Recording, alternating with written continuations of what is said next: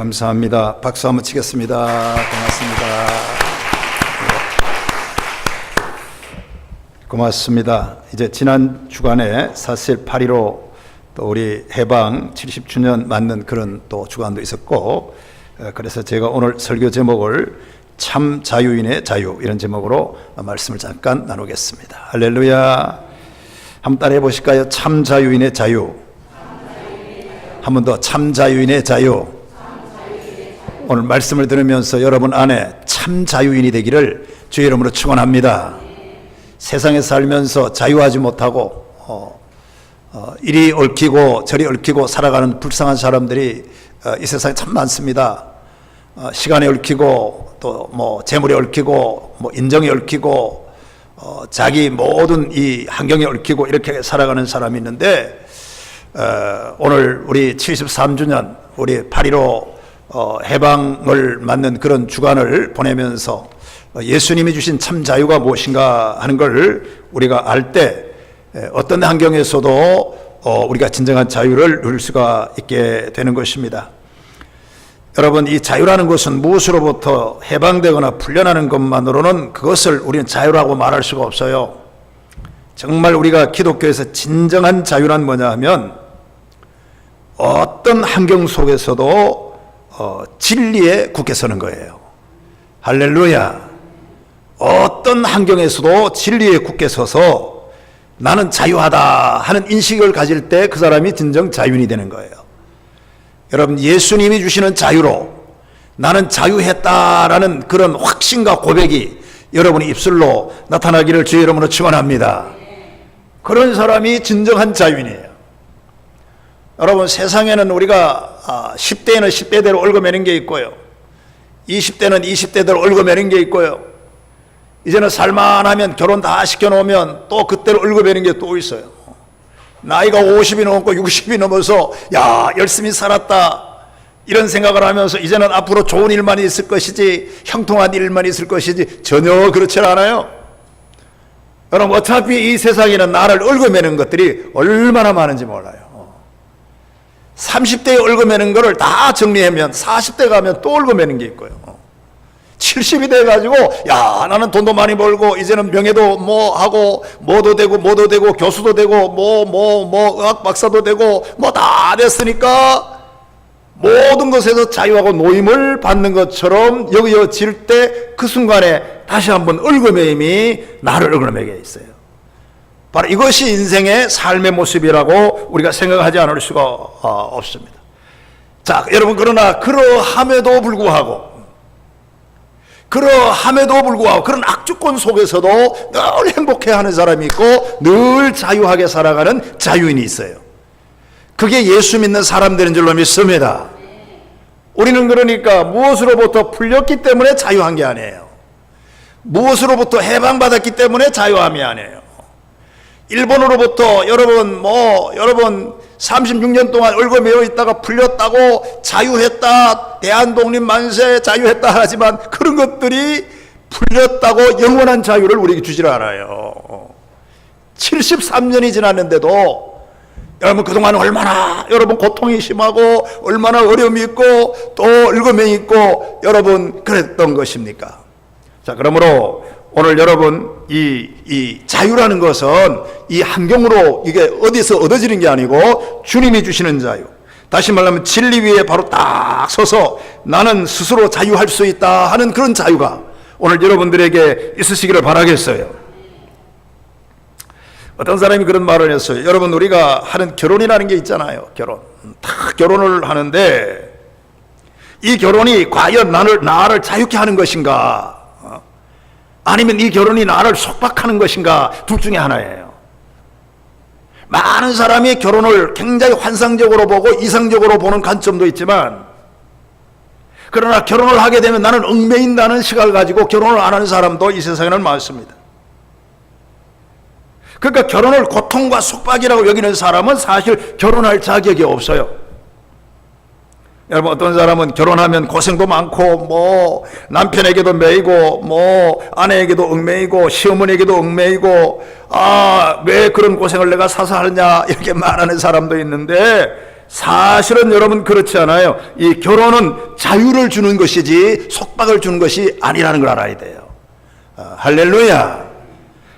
여러분 요즘 우리가 많은 사람들이 이렇게 말하기를, 신문에도 그렇게 많이 납니다만은 비혼 시대라 그렇게 말해요. 결혼을 하지 않는 시대라. 참 저는 이걸 볼 때 너무 낭망스러워요.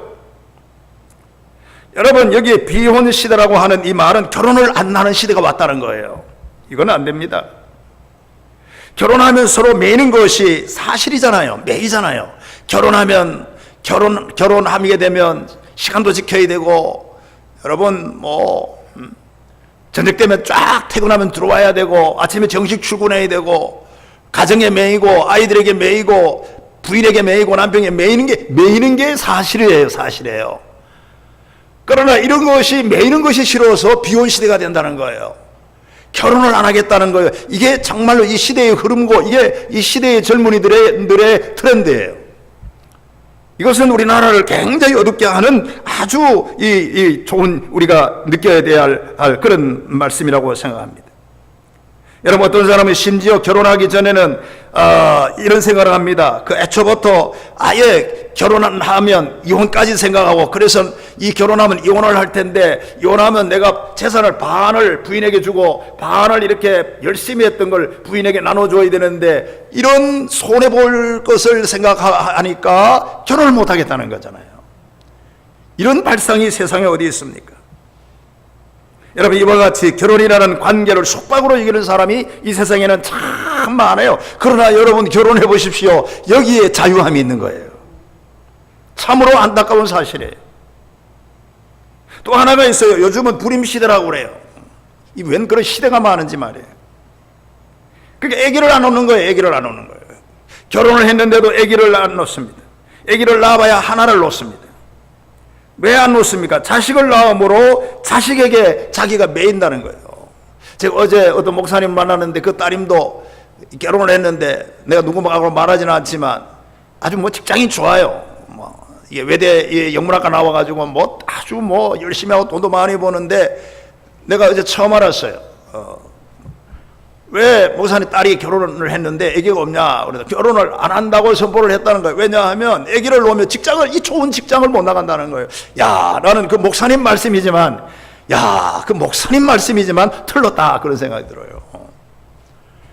여러분 좋은 직장을 유지하기 위해서 아기가 없으면 어떻게 되겠어요? 여러분 아기에게 매이면 자유함이 없다고 하는 그런 인식이 여러분 불임 시대를 우리가 맞고 있는 것입니다. 아기를 키우느라고 매이잖아요.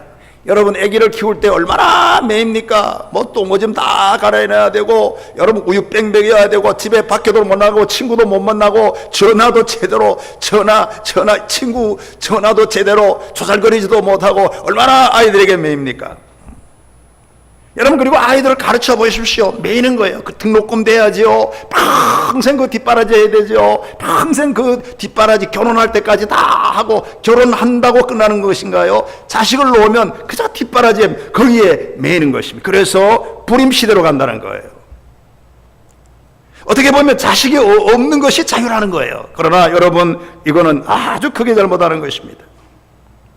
반대로 한번 생각해 보십시오. 자식을 낳지 않으면 어떻게 되겠습니까? 결혼을 했는데도 자식이 없어요. 나중에는 허무하게 됩니다. 나중에는 고독하게 됩니다. 나중에는 이제 한 60이나 70 가보면 이게 후회하는 거예요. 자식이 없으면. 자식이 없는 게 자유인 줄 알았는데 나중에 가보면 오히려 자식이 없는 게 더 불안한 거예요. 그러니까 자식이 여러분 그게 없는 것이 이걸 후회하는 거예요. 그러니까 우리가 잊지 말아야 하는 것이 있습니다. 다시 정리하면 자식을 낳아 힘들게 키우지만 그 속에 자유함이 있고요.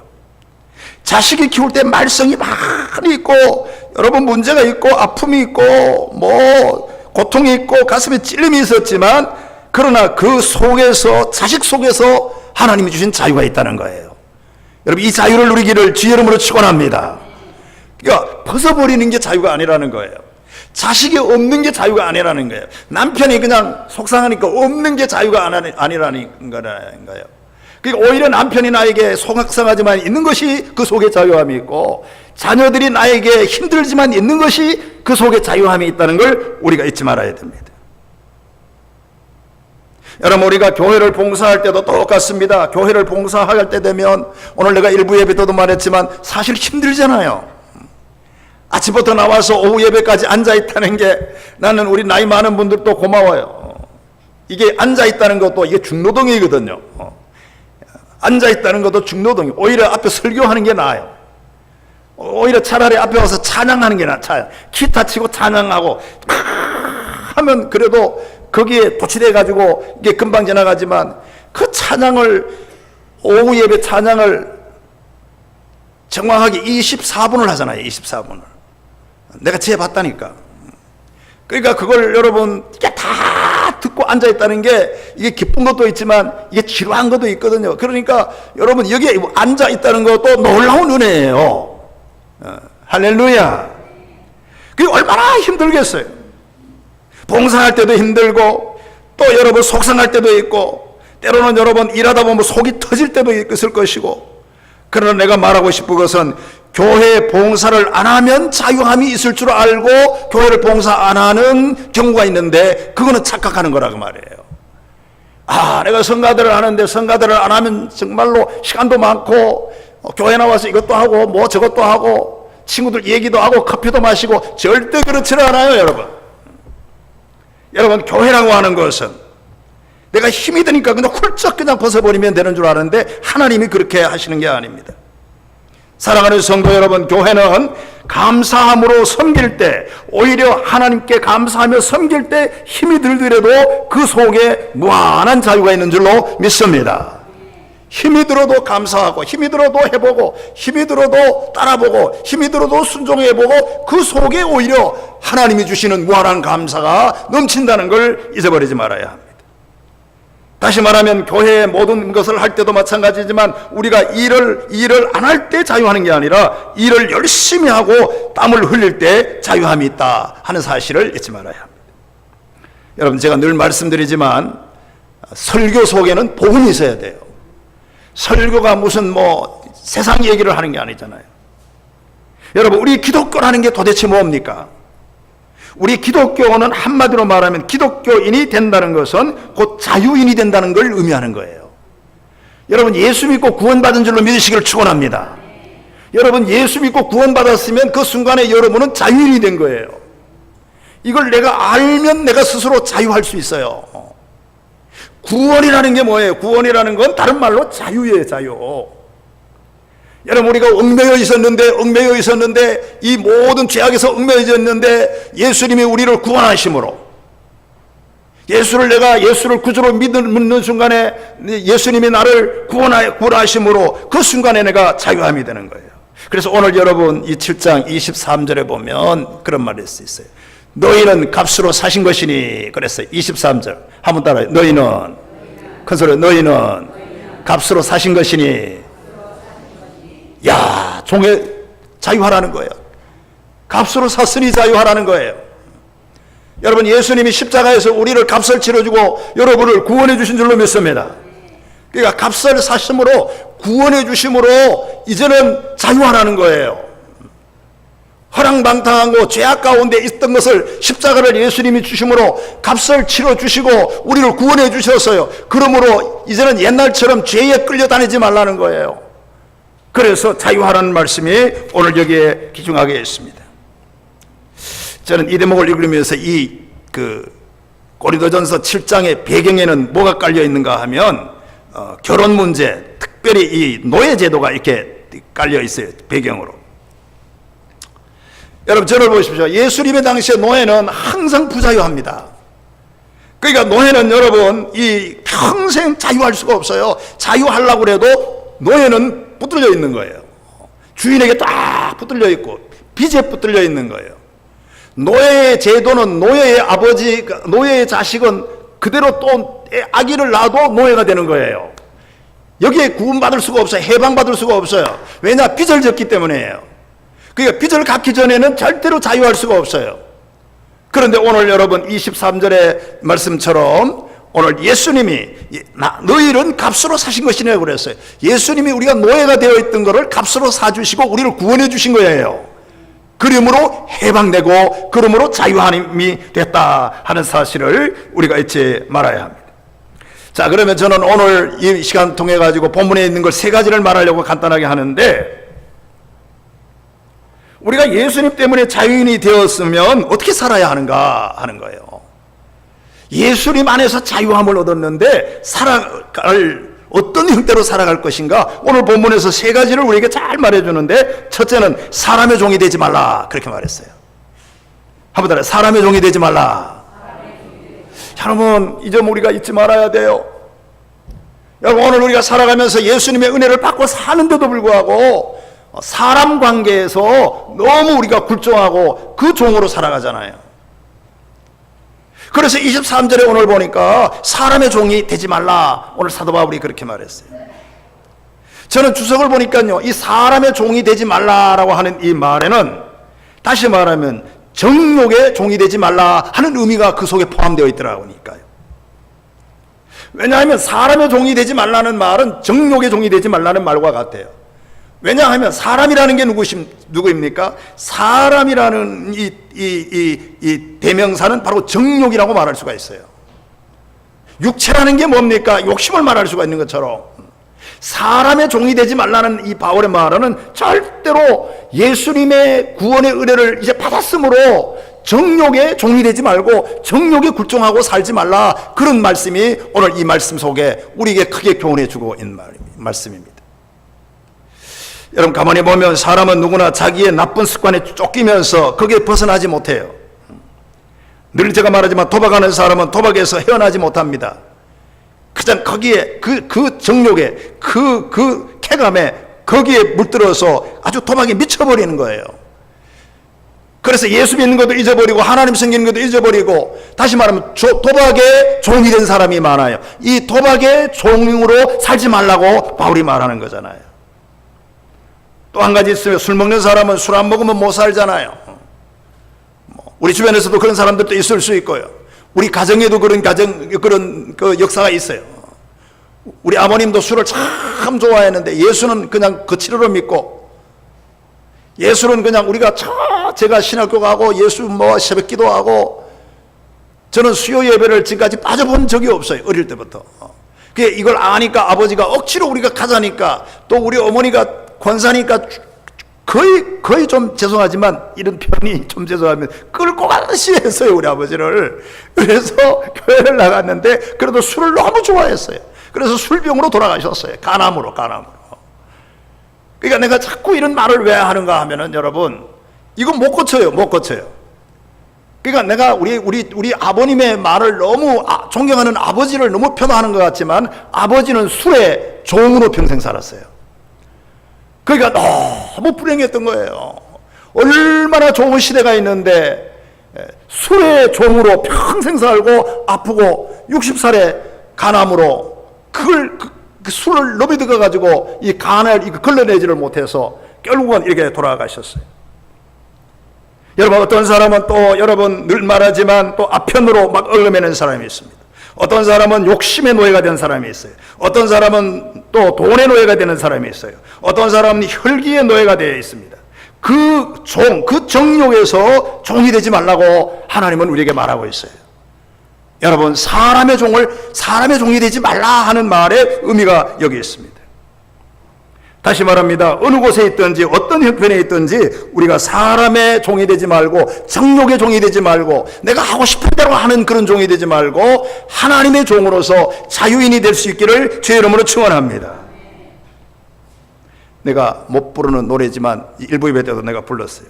그 가스펠송이 있어요. 나 자유 얻었네, 너 자유 얻었네. 너무 좋죠? 나 자유 얻었네, 너 자유 얻었네, 우리 자유 얻었네.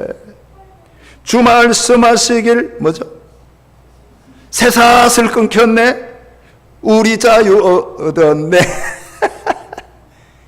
왜 아멘도 안 해? 이 찬송이 멋져요. 여러분, 예수 안에서 우리는 자유함을 얻은 줄로 믿습니다. 세상에 어떤 것이 얽매여도 하나님 안에서 내가 자유했고, 주님이 말씀하셨어요. 너는 자유하다고 말해 주었어요. 오늘 이 자유로 우리가 평생 주님을 섬기면서 어떤 환경에서도 행복하게 사실 수 있기를 주의 이름으로 축원합니다. 두 번째는 여기 보니까 주어진 본분 안에서 자유하라, 그렇게 말했어요. 주어진 본분 안에. 17절 보면 그런 말씀이 있어요. 17절 제가 한번 읽습니다. 17절 오직 주께서 각 사람에게 나누어 주신 대로, 오직 주께서 각 사람에게 뭐 한 대로? 나누어 주신 대로 그 속에서 자유하라는 거예요. 아주 타당한 말이에요. 여러분, 이렇게 할 수 있어야 우리는 영원한 자유를 누릴 수 있어요. 예수님은 우리에게 모든 사람에게 나누어 주신 것이 달라요. 그러니까 나누어 주신 그 분복대로, 분복 안에서 우리가 자유해야 되지. 아, 저 사람은 왜 얼굴이 저렇게 생겼어? 내보다 낫게 생겼네? 나는 불안하고. 그러지 말아요. 그러지 말아요. 여러분, 하나님이 우리에게 주시는 대로 주신 분복이 있어요. 하나님이 주신 은사가 있다, 그 말이에요. 할렐루야. 은사 안에서 행복해야 돼요. 은사 안에서 자유함이 있어야 돼요. 키가 적은 사람은요, 키가 적은 것대로 하나님 은사를 주셨고 다른 걸로 더 좋은 걸 또 주셨어요. 그러니까 모든 사람이 똑같지를 않아요. 모든 사람이 분복이 있어요. 자기가 받은 은사를 가지고 그 안에서 행복하고 그 안에서 예수 안에서 자유함을 누릴 수 있기를 다시 한번 바라겠어요. 우리가 여러분 문제를 이게 되는 것이 뭐냐 하면, 내가 무엇이든지 쟁취할 수 있다, 내가 하면 쟁취할 수 있다 하는 이런 발상이 사실은 문제예요. 절대로 저는 예수 믿는 사람으로 그렇지 않다고 봐요. 어느 정도는 그게 되지만 어느 선에 가서는 되지를 않습니다. 절대로 우리가 은사 문제예요. 은사 문제예요. 하나님이 그 은사를 주셔야 돼요. 하나님이 우리에게 복을 주셔야 돼요. 할렐루야. 그러니까 내가 쟁취해서 이게 되는 게 아니라는 거예요. 공부를 많이 한다고 되는 게 아니에요. 물론 공부를 많이 하면 여러분 7분 능선, 8분 능선까지는 올라가요. 절대로 그 위의 능선은 못 올라가요. 왜냐하면 하나님이 나에게 주신 분복이 있기 때문에 그렇습니다. 여러분, 예를 들면 내가 대통령이 되고 싶다고 대통령은 절대 다 되는 게 아니에요. 4년 만에 하나만 되는 거예요. 몇 년 만에? 그래서 여러분, 절대로 대통령이 생각하는 사람은 기도 많이 해야 되고, 나는 대통령이 되고 싶어, 나는 장관이 되고 싶어, 나는 국회의원이 되고 싶어, 그런 되고 싶은 사람이 많은데 되고 싶다고 절대로 되는 게 아니에요. 중요한 거는 은사가 있다는 거예요. 은사가. 하나님이 오늘 17절의 말씀대로 각 사람에게 나누어 주신 대로가 있다는 거예요. 주신 바가 있다는 거예요. 주신 바가. 한 달에 주신 바. 이걸 잊어버리지 말면 좋겠어요. 장 목사에게는 하나님이 장 목사에게 주신 바가 있어요. 다른 목사님에게는 다른 목사님대로 주신 바가 있어요. 저는 장경동 목사님 설교 들으면 가슴이 시원하고 은혜가 돼요. 저도 사실은 이 주일 오후 예배 가면 명성교회, 뭐 꼭 그렇진 않아도 명성교회 김삼원 목사님, 지금 그 아들이 지금 하고 있지만 이게 설교 듣고, 또 여러분 뭐 강성교회 이게 몇 개 듣고 이렇게 하는데 은혜가 돼요. 은혜가 돼요. 저 창원에 또 목사님, 아주 시골 교회인데도 정말로 은혜가 돼요. 은혜. 그 비디오를 보고 은혜를 받은 목사도 은혜 받아요. 그리고 장경동 목사님도 여기에 이게 프로에도 오락 프로에도 막 이렇게 나오고 하는데 참 말재주가 있어요. 그런데 내가 한번 생각을 했어요. 내가 이게 분석을 했어요. 장경동 목사는 참 설교도 잘하고 머리가 좋아요. 이 사람은 이렇게 하고 말재주가 이렇게 하면서 또 의뢰가 돼요. 그런데 이 장 목사하고 비교를 했어요. 성은 똑같은데 말이에요. 이 성은 똑같은데 왜 그 교회는 크고 나는 못 큰가? 그렇게 하면서 늘 생각하다가 이런 생각을 했어요. 어차피 안 되니까요. 그러니까 하나님이 그 목사님에게는 그 목사님대로 주신 바가 있어요. 그리고 하나님이 또 장 목사에게는 장 목사님대로 주신 바가 있어요. 내가 그 사람을 만나보지는 않았어요. 대보지는 않았어요. 절대로 그 사람이 가진 것을 내가 못 가졌다면 내가 가진 걸 그 사람이 못 가질 수가 있어요. 그러니까 하나님은 한 사람에게 모든 걸 주시지 않았어요. 각 사람에게 은사를 골고루 나눠 주었어요. 할렐루야. 여러분, 어떤 사람은 돈이 많다고 다 돈이 어떻게 많습니까? 절대 여러분 비교하지 말아요. 저 사람은 돈이 많다고 내가 돈이 많을 수가 있는 게 아니에요. 이게 다 돈이 많으면 어떻게 되겠어요? 그럴 수가 없어요. 여러분, 다 높은 자리에 올라가면 낮은 자리가 누가 있어요? 다 대통령이 될 수가 없어요. 그건 분명합니다. 그러나 한 가지를 알아야 돼요. 하나님이 은사별로 대통령이 된 사람은 대통령대로 가진 게 있고, 백성이 된 사람은 백성이 된 대로 대통령이 못 가진 걸 이 백성이 더 좋은 걸 가지고 있는 사람이 있어요. 여러분, 그러니까 나누어 주신 분깃대로예요. 할렐루야. 이 안에서 이 진리를 알고 내가 행복하고 자유하면 그 사람이 진짜 자유함을 얻는다는 거예요. 여러분, 가난하다고 낙심하지 말아요. 여러분, 가난해도 내 안에는 부자보다 더 좋은 게 있어요. 여러분, 내가 건강하지 못하다고 낙심하지 말아요. 건강한 사람이 나보다 못한 게 더 많이 있을 수가 있어요. 그러므로 오늘 이 두 번째 문제는 17절에 있는 대로 각 사람에게 나누어 주신 대로 자유함을 누리라 하는 사실을 우리가 잊으면서 늘 자유하기를 주의 이름으로 축원합니다.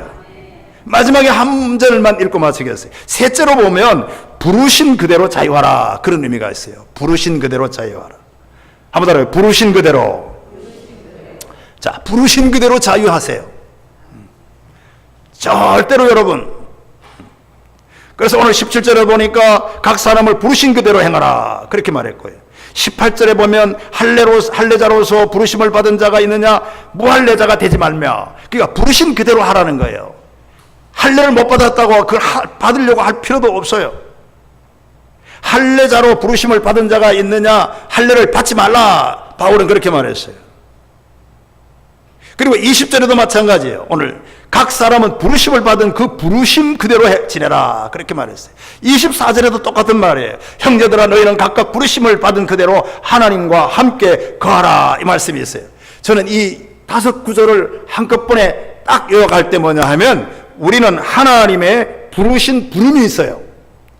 하나님이 우리에게 맡겨준 문화가 있어요. 환경이 있어요. 여러분, 이걸 절대로 다른 사람과 비교하지 말라는 거예요. 주어진 환경과 주어진 그 문화와 주어진 그 하나님이 부르신 그 현지에 내가 있으면 그 현지에서 자유함을 누리라는 거예요. 여러분, 한국 사람이잖아요. 한국 사람이 미국 사람 되려고 애쓸 필요가 없어요. 그건 불행한 거예요. 우리가 미국 사람 되려고 해도 되질 않아요. 여러분, 나는 왜 이 얼굴이 누리꾸리할까? 누리꾸리하게 하나님이 우리를 은사로 그렇게 우리를 불러주시고 그렇게 만들어 주셨기 때문에 그래요. 아멘도 안 하네. 미국 사람들은 얼굴이 하얗고 키도 크고 눈도 크고 코도 이렇게 오뚝하고, 그거는 하나님이 그 사람들에게는 그렇게 해주셨기 때문에 그래요. 부르심의 그 정체가 있어요, 정체가. 우리는 절대로 코가 큰 정체가 아니에요. 우리는 코는 좀 낮고, 여러분 얼굴은 좀 이렇게 좀 중간치기. 뭔 치기? 그 중간치기, 이게 좀 적당하고, 희도 안 하고 껌도 안 하고. 여러분들 흑인들 보십시오. 어제 아시안 게임을 했는데 흑인들 보십시오. 얼마나 새카만해요. 그러나 중간치, 그러니까 중간치를 가진 것이 한국 사람의 하나님이 주신 정체란 말이에요. 여러분, 이 정체 속에서 자유해야 된다, 그 말이에요. 이름을 고칠 필요도 없어요. 눈썹을 고칠 필요도 없어요. 내가 주어진 환경, 주어진. 우리 한국 사람은 김치를 잘 먹잖아요. 그러니까 할례자는 그 무할례자는 할례를 받으려고 하지 말라는 거예요. 그러니까 유대인은 유대인대로 그 문화가 있어요. 문화가, 종교적인 문화가 있습니다. 그걸 바꾸려고 생각하지 말라는 거예요. 하나님이 부르신 그대로 있으라는 거예요. 오늘 이 말씀이 오늘 우리에게 주는 말씀이 있습니다. 여러분, 우리가 한국 사람은 좀 그렇게 해도 장점이 많잖아요. 나는 한국 사람이 세계적인 장점은, 내가 목사여서 그런지 모르지만 예수 잘 믿는 게 장점이야. 우리가 예수를 얼마나 잘 믿어요. 미국 사람 옛날에 잘 믿었는데 지금은 그렇지 않아요. 우리가 또 잘 믿어요. 그리고 우리 이 한국 사람들은 단점도 많지만 장점이 뭡니까? 열심히 일하잖아요. 열심히 일하잖아요. 우리나라처럼 열심히 일하는 게 사람도 없어요. 이번에는 주 52시간 이게 정부에서 끊어놔가지고 이렇게 더 이상은 일할 수가 없지만 하고 싶어도 지금 못하는 거예요. 법으로 묶어놔서. 더 일을 더 시키면 안 되는 거예요. 법적에 걸리는 거예요.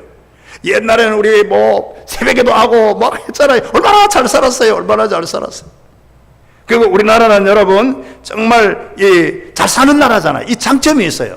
자, 오늘 이런 걸 보면서 다른 사람하고 비교하지 말고 늘 여러분이 주어진 본분 안에서 자유할 수 있기를 바라겠어요. 이 얘기 하나 하고 마치겠어요. 어떤 권사님이 있었는데요. 이 권사님은 열심히 봉사를 했어요. 봉사를 했는데 어느 날 아파요. 그래서 병이 들어서 병원에 갔는데 수술을 했어요. 수술을 3번이나 했어요. 3번이나. 그래서 있는데 자꾸 다른 사람이 신방 오니까 미안하고, 야, 내가 이렇게 병원에 입으니까 많은 사람이 신방을 오는구나, 내가 미안하구나, 이런 생각을 했어요. 그런데 여러분, 이 권사님이 누워서 2년 반을 있었는데 깨달은 게 있어요. 깨달은 게. 이게 뭐냐 하면, 첫째 깨달은 게 뭐냐 하면, 내가 가지고 있었던 이 모든 이 재산 같은 게 병원에 이렇게 깨닫고 보니까 이 재산이 아무 소용도 없다는 걸 깨달아요. 2년 반 동안 누워보니까. 통장도 필요 없고 아무것도 필요가 없는 거예요. 그냥 주사 한 방울 놓는 거예요. 두 번째 깨달은 게 있어요. 그게 뭐냐 하면, 내가 병원에 오면은 전도를 못할 것 같았는데 자기가 깨닫고 보니까 지금 이렇게 누워있을 때가 아니라는 거예요. 하나님의 은혜를 깨닫고 보니까 옆 사람에게 전도를 해야 되겠다라는 거예요. 할렐루야. 그래서 옆에 사람한테 누워있는 사람하고 전도를 합니다. 자기는 수술을 3번씩이나 했어요. 그러니까 수술을 한 번 한 사람에게는 가가지고 걱정하지 말라, 나는 3번 한 사람이라, 이렇게 전도를 한다는 거예요. 왜? 실제로 3번 수술을 했으니까.